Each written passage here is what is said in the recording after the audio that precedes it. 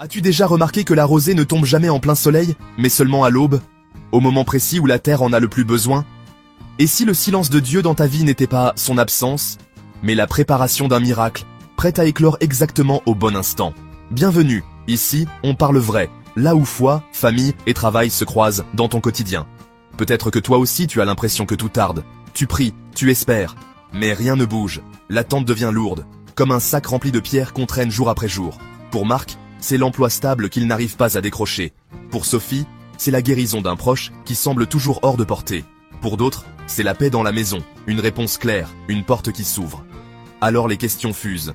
Seigneur, pourquoi ce délai? As-tu oublié ma prière? Pourquoi sembles-tu tarder? Écoute cette promesse dans 2 Pierre chapitre 3, verset 9. Le Seigneur ne tarde pas dans l'accomplissement de la promesse, comme quelques-uns le croient, mais il use de patience envers vous.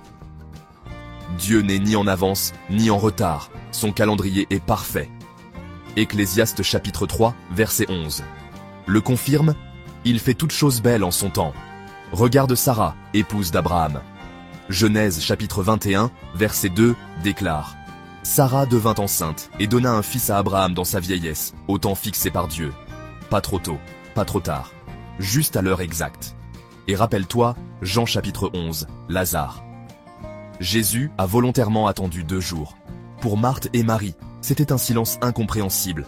Mais dans ce délai, Dieu préparait non pas une guérison, mais une résurrection.